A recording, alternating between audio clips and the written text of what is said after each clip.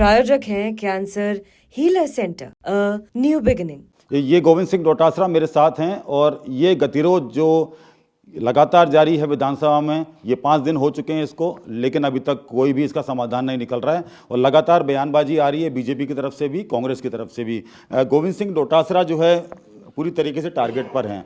आप पर आरोप लगाए जा रहे हैं कि आपका आचरण सही नहीं था, आपके जो शब्द थे वो सही नहीं थे, स्पीकर को आपने पूरी तरीके से टारगेट किया। तो क्या कहना चाहेंगे? मैं चौथी बार एमएलए बनकर के आया हूं और 2016 में बीजेपी की सरकार थी, तब मुझे बेस्ट एमएलए का अवार्ड दिया गया है। और इस एक घटना को लेकर के उससे पहले कभी भी मेरा कोई निलंबन भी नहीं हुआ और मुझे कोई वार्निंग भी नहीं दी गई सदन में। तो ये कहना कि मैं संसदीय परंपराओं को जानता नहीं या मैं उसको निर्वहन नहीं करता या मेरा आचरण ठीक नहीं है, ये बिल्कुल गलत बात है। इसका कोई मतलब नहीं है। सवाल ये है कि एक मंत्री के द्वारा बेवजह प्रश्नकाल में स्वर्गीय इंदिरा गांधी जी जो भारत रत्न हैं और हमारी पूर्व प्रधानमंत्री हैं, उनके लिए अमर्यादित टिप्पणी की गई। हमारे नेता प्रतिपक्ष ने उसको एक्सपंज कराने की मांग की गई। जब बार बार कहने के बावजूद वो मांग स्वीकार नहीं की गई, टिप्पणी को एक्सपंज नहीं किया गया, तो मैं डास की तरफ बढ़ करके गुहार लगाने लगा कि माननीय अध्यक्ष महोदय, इसको अभी एक्सपंज कीजिए, ये अमर्यादित टिप्पणी है। और उसके बाद में हाउस एडजोर्न होता है, शाम तक चलता नहीं है। शाम को 4:05 पर 6 माननीय सदस्यों को निलंबित किया जाता है, जबकि डास्क पर 3 ही चढ़े थे, 3 तो डास्क पे थे ही नहीं। और उसके बाद में जो गतिरोध हुआ आप सबने देखा होगा। फिर सहमति बनी, चर्चा हुई और ये हुआ कि साहब ये लोग बोलेंगे। जोगाराम पटेल जी ने मुझे सबके सामने पहले पूछा गया कि आप माफ़ी मांगोगे। मैंने कहा मैं माफ़ी इसलिए नहीं मांगूंगा कि मैंने कोई गलत काम नहीं किया। इस डेस्क पर जाते रहे हैं और एक्सपेंज कराने गया था। मैंने माननीय स्पीकर का कोई अपमान नहीं किया, उनके लिए किसी तरह की कोई बात नहीं की, उनकी तरफ हाथ तक मैंने नहीं किया। मेरा जो हाथ का इशारा था या मेरा जो चेहरा था वो सारा का सारा मंत्री की ओर था। तो फिर बात ये बनी कि भाई जनता के मुद्दे आने चाहिए। तो हमने कहा ठीक है। तो जोगाराम जी मेरे को स्पीकर के अंदर, चैम्बर के अंदर लेकर के गए और उन्होंने कहा खेद प्रकट करके इस बात को समाप्त को। तो मैंने ये कहा कि मैं संपूर्ण घटनाक्रम के लिए मैं खेद व्यक्त कर दूंगा। उन्होंने कहा बस बात हो गई, चलो। उसके बाद में जब हम आए तो फिर स्पीकर जो है वो आ गए और उन्होंने सदन बेवजह चलाने की चेष्टा की गई। हमने जोगाराम जी को कहा कि भाई ये क्या हो रहा है। उन्होंने कहा मैं लाता हूँ, वापस लाता हूँ, अपनी सहमति बन गई है। जो उन्होंने इस प्रस्ताव दिया उसको हमने मान लिया था, नेता महोदय ने भी मान लिया था, सबने मान लिया था। फिर संसदीय कार्य मंत्री के बाद में जब नहीं आए तो हमारे जो चीफ व्हिप हैं सरकारी वो गए, वो भी नहीं आए। तो फिर हम वापस गए, जाकर के हमने वापस हल्ला करके बेल के अंदर हाउस को एडजॉर्न कराया। एडजॉर्न करने के बाद में वापस आए, स्पीकर के चैम्बर में हमने खाना खाया और खाना खाते वक्त स्पीकर ने ये कहा कि ये जी न्यूज़ में एक बात चल रही है जो सदन स्थगित होने के बाद में यहाँ पर चर्चा की गई है। मैंने कहा ऐसी कोई बात नहीं हुई थी, ये सब गलत बातें हैं और फिर भी कोई बात है तो मैं जब इसमें खेद प्रकट करूंगा तो एक भाव उसका भी आ जाएगा कि आपको ऐसी कोई बात हमारी तरफ से नहीं की गई है जिससे आपका चेयर का कोई अपमान हो। उन्होंने शहर स्वीकार किया, हमें बाहर भेजा, हम बाहर चले गए, मुझे बुलाया गया, मैं वापस आ गया और आने के बाद में मैंने मेरा खेद प्रकट कर दिया। 3 बार कर दिया, हर घटना के लिए कर दिया, डेस्क पर जाने के लिए कर दिया। सदन स्थगित के बाद में जो मैंने मेरी वार्तालाप चर्चा जिसमें कोई असंसदीय या कोई आसन का अपमान की बात नहीं थी, वो भी मैंने कहा कि भाई जो कुछ भी आक्रोश में हमारे सदस्यों के बारे में हमारी जो चर्चा हुई है उसमें भी मैं खेद प्रकट करता हूं कि मुझे वो बात वहाँ पर सदस्यों को स्थगित सदन में भी नहीं करनी चाहिए थी। अब इसके बाद में बच गया क्या? अगर कोई उठक बैठक निकलवाए कि ऐसा बोला ऐसा बोला, तो या तो पहले स्क्रिप्ट लिखी जाती कि आप ये बोलोगे, मैं ये बोलूँगा। मैं ऑन ओथ कह सकता हूँ और कि भाई मुझे केवल और मात्र खेद के लिए कहा गया और मैंने पर्टिकुलर चला के पहले मना किया और फिर कहा कि यह सदन का गतिरोध टूटना चाहिए। तो मैंने कहा मैं संपूर्ण घटनाक्रम के लिए मैं खेद व्यक्त कर दूंगा। अगर स्पीकर ये कह दे कि उनके सामने मेरी ये बात हुई थी कि ऐसा ऐसा बोलना है, या मेरा नेता कह दे, या राजेंद्र जी पारिक कह दे, या कोई व्यक्ति कह दे, कालीचरण जी भी शायद उस टाइम थे, वो कह दें कि हमारे सामने कोई बात हुई थी, इस तरह की कोई बात नहीं हुई। क्योंकि उस वक्त तक दोनों पक्षों का ये मूड था कि सदन चले, इस बात को ख़त्म करना चाहिए। लेकिन उसके बाद में क्यों अध्यक्ष महोदय के द्वारा किस तरीके की बात आई, क्यों वापस गतिरोध हुआ, फिर भी हम वापस नहीं गए। हमने कहा अब एक बार हाउस से बाहर आ गए हम अध्यक्ष के आदेश से, तो अब हम अंदर नहीं जाएंगे, हम लोग बाहर आ गए। लेकिन एक कपोल कल्पित एक दैनिक भास्कर की खबर के आधार के ऊपर कल जो सदन के अंदर माननीय स्पीकर ने चर्चा कराई मेरी अनुपस्थिति में, मेरे लिए किस किस तरह के असम्मानजनक टिप्पणियां की दी। स्पीकर एक तरफ तो कहते हैं कि आसन का सम्मान होना चाहिए, और एक तरफ आसन खुद व्यवस्था देने वाला ये व्यवस्था दे कि ये विधायक बनने लायक ही नहीं है। इससे अशोभनीय, अमर्यादित कोई बात हो नहीं सकती। ये एक राजनीतिक व्यक्ति की बात है, उसकी बात हो सकती है, उसकी विचारधारा हो सकती है। ये माननीय स्पीकर की या आसन की नहीं हो सकती, क्योंकि आसन तो व्यवस्था ही देता है। इसी वसुंधरा जी के सरकार में ये खुद भी सदन में मौजूद थे। मुझे 2016 का बेस्ट एमएलए का अवार्ड दिया गया। आज तक इनको फिर भी निलंबित किया गया था पिछले सत्र के अंदर, ऐसे ही डास्क पे आने के कारण से इन्होंने इस तरीके का व्यवहार किया था। जब ये मेंबर थे तो सीपी जोशी जी ने इनको बाहर निकाला था। तो क्या डास्क तक जाना परंपरा नहीं रही है? अगर नहीं रही तो वो कैसे गए थे पिछले सत्र में, और उनको निलंबित किया, मुझे भी निलंबित कर दिया। कोई बात नहीं, खेद की बात हो गई, खेद प्रकट कर दिया। अब उसके बाद में बच क्या गया, मेरे ये समझ में नहीं आ रहा। ये जनता के मुद्दों से भागना चाहते हैं, ये एक षड्यंत्र है। आपस की इनकी जो अनबन है उसका भी है, और मंत्री जवाब नहीं दे पा रहे, मुद्दों के ऊपर चर्चा नहीं करना चाहते, बजट में चर्चा नहीं करना चाहते। इसका मतलब बजट जीरो है इनका।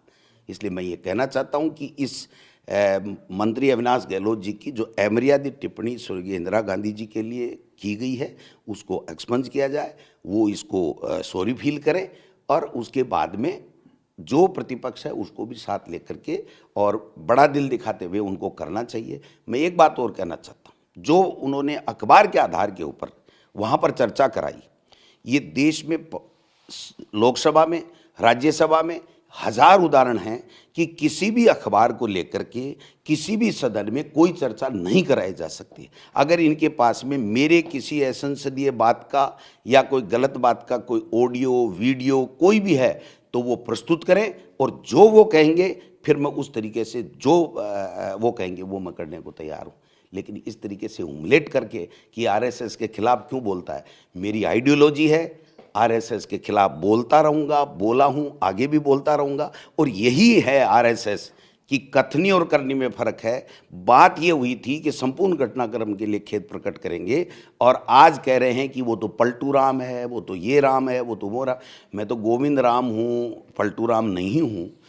फिर भी मैंने कल भी कहा था कि वो गीता पे हाथ रख के कह दें जो सनातनी धर्म की बात करते हैं, तब मैं मानूंगा कि भाई आप गीता पे हाथ रख के कह रहे हो। फिर भी मैंने अभी मैंने एक ट्वीट किया है, शायद 1-2 मिनट में हो जाएगा या हो गया होगा।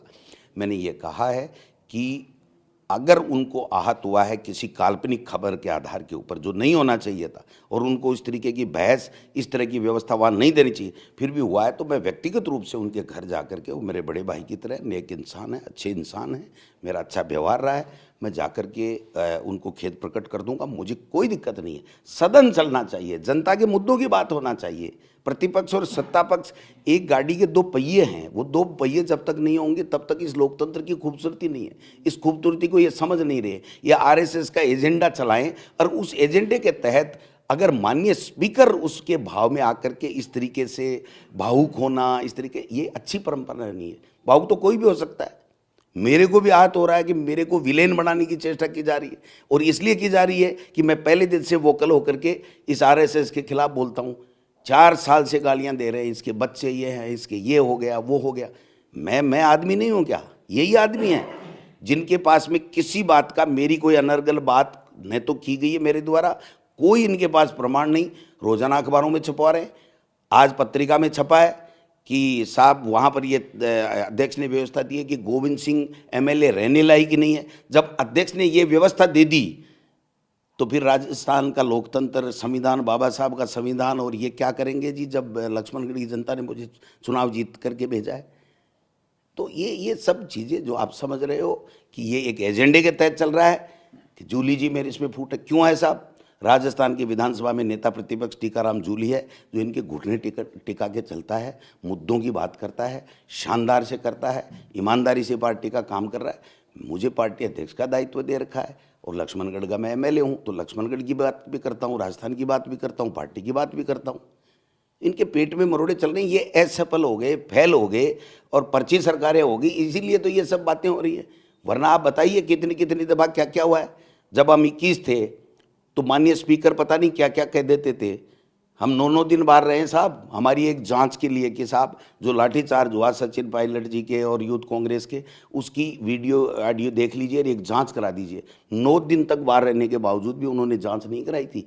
ये वही लोग हैं। ये जो गतिरोध स्टार्ट हुआ दादी शब्द से लेकर आपके शब्दों पर आ गया, जो आरोप लगा रहे हैं वो कि आपने कहा मेरे पैर का जूते बराबर हैं, या आपने इस तरीके के जो शब्द कहे। मैंने बिल्कुल नहीं कहा, वो प्रमाणित करें। ये सब काल्पनिक बातें हैं। मीडिया में जो खबरें चल रही हैं, कुछ तो कोई चलाए साहब मीडिया, तो मैं तो पैसे देता नहीं हूँ, तनख्वाह देता नहीं हूँ, मेरी तो औकात नहीं है कोई मीडिया हाउस बना लूँ। कुछ भी चलाए, अगर कोई प्रमाण है रखें। हाँ, हमने अनौपचारिक चर्चा की थी, लेकिन इस तरह की संसदीय आसन के प्रति सम्मान की कोई चर्चा विधायकों के सामने भी सदन स्थगित के दौरान भी नहीं हुई थी। फिर भी मैंने ये कहा था कि जो उल्टी पुल्टी खबरें चल रही हैं इनमें दम नहीं है। फिर भी अगर कोई आहत हुआ हो तो मैं खेद प्रकट करता हूं। तो इसके बाद में क्या रह जाता, आप बताओ। लोकसभा की जैसे उन्होंने कहा है कि अब विधानसभा में भी इस तरीके से होगा कि अगर कोई भी 2.5 तक आएगा तो वह ऑटोमेटिकली जो है सस्पेंड माना जाएगा। इसको लेकर क्या? वो तो भाई साहब देखेंगे, तो वहाँ व्यवस्था है तो व्यवस्था तो आसन की व्यवस्था होती है, देखते हैं। वो तो हमारा अधिकार है ना। सदन में जनता के मुद्दों की चर्चा होगी, सरकार जवाब देगी, अच्छी बात है। नहीं देगी तो हम लेने के लिए हमारे से जितना बल पड़ेगा वो करेंगे। वो क्या करते हैं वो उनका काम है, हमारा काम है जनता के मुद्दों को विधानसभा में चर्चा करना। एक मेरा सवाल आपसे और, आपने एक बात कही थी विधानसभा में कि ये जब गतिरोध चल रहा था अचानक से वसुंधरा राजे आती हैं और स्पीकर के रूम में जाती हैं।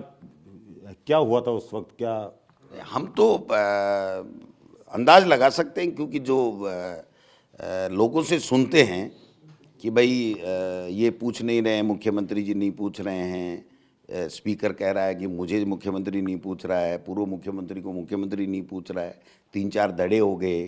तो राजनीतिक 2 लोग इकट्ठे होते हैं तो कोई न कोई बात तो होती होगी।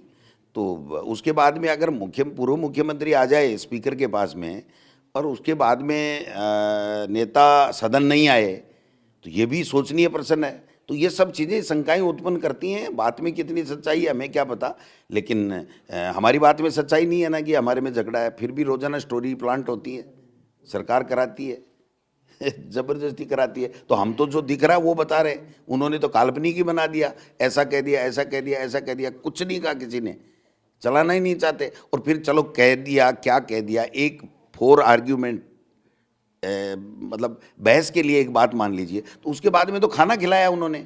उसके बाद में तो हम लोग आकर के हमने उन सब चीज़ों के लिए खेद प्रकट किया है। तो फिर बाद में कहाँ रह गई? और खेद प्रकट करने के 1 सेकंड बाद में हम फिर बाहर चले गए। तो फिर दिक्कत कहाँ आई ये बताओ ना मेरे को। जब उन बात को लेकर के कल पूरे दिन बहस कराई, उस बात के बाद में तो जो वो बता रहे हैं, तो उसके बाद में तो हमने खाना साथ में खाया है, फिर हम गए हैं, फिर खेद प्रकट किया है। उन्होंने मेरे को नियमों के विरुद्ध जाकर के भी बुलाया है कि ये खेद प्रकट कर दे। तो फिर बात कहाँ रहेगी आप बताओ ना। उनको पूछो, उनको बीजेपी वालों को पूछो कि भाई ये घटनाक्रम जो तुम अखबारों के आधार पे चला रहे हो, ये इस घटनाक्रम के बाद में ही तो तुम्हारी समझौता होकर के तुमने जो है वो खेद प्रकट कराने के लिए वो डोटासरा को बुलाया। ये शाम को 5 बजे की घटना थोड़ी है। एक बड़ी बात उन्होंने कही कि आप लोग जो है बड़ा दिल दिखाएं। बड़ा दिल आपने दिखा भी दिया। आपने कहा कि मैं उनसे माफ़ी मांगने को भी तैयार हूं, मेरे बड़े भाई जैसे हैं। आपके साथ में जो 5 लोग और हैं, 5 विधायक और हैं, क्या वो भी आपके साथ जाएंगे माफ़ी मांगने के लिए? किसके लिए? कौन जाएगा माफी? खेद प्रकट कर दिया ना, जूली जी ने कर दिया, इसका मतलब पूरे विपक्ष ने कर दिया। राजेंद्र पारिक जी ने कर दिया, इसका मतलब पूरे वरिष्ठ सब ने कर दिया।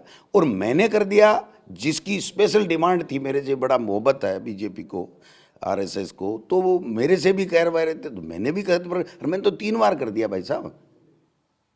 उसके बाद में रह क्या गया ये बताओ तो सही। उनका कौन सा हीरा पन्ना तोड़ लिया मैंने, तो बताओ तो सही। बोलूंगा तो मैं बोलूंगा, जब तक मैं राजस्थान की विधानसभा का सदस्य हूँ, उनके हिसाब से तो मैं आज के बाद में नहीं हूँ, लेकिन मैं हूँ। मुझे मेरा जो बाबा साहब का संविधान है ना, वो मुझे आज भी एमएलए मान रहा है और 5 साल मानेगा। तो सवाल ये है कि मैं अगर एमएलए होकर के वहाँ सदन में प्रदेश के लोगों की बात करने नहीं जाऊँगा, या मैं पार्टी का अध्यक्ष होने के बावजूद भी, एमएलए होने के बावजूद मेरे जो पूर्व प्रधानमंत्री का अपमान करेंगे, उसको अगर मैं बात नहीं उठाऊँगा, तो फिर तो सब कुछ बेकार है। तो आप बात करेंगे या किस तरीके से बातचीत होगी? आपने कहा कि गले मिलने को तैयार हूँ, गले मिलने को तैयार हूँ, बात भर करके। जब देवनानी जी की धर्मपत्नी बीमार हुई, मैं हॉस्पिटल गया। देवनानी जी की तकलीफ हुई, मैं उनके घर गया। जब वो विदेश से आए तो मैंने जूली साहब को साथ लेकर के बुके भेंट किए। तो हमारे संबंध अच्छे हैं और वो आदमी अच्छे हैं। अब वो किसके कहने से कैसे भ्रमित हो गए, ये मेरे भी 2 दिन से समझ में नहीं आ रहा है कि हो क्या रहा है, कौन खेल खेल रहा है, कोई उनके साथ में किस तरीके का खेला खेला जा रहा है, मेरे तो समझ के बाहर की बात है।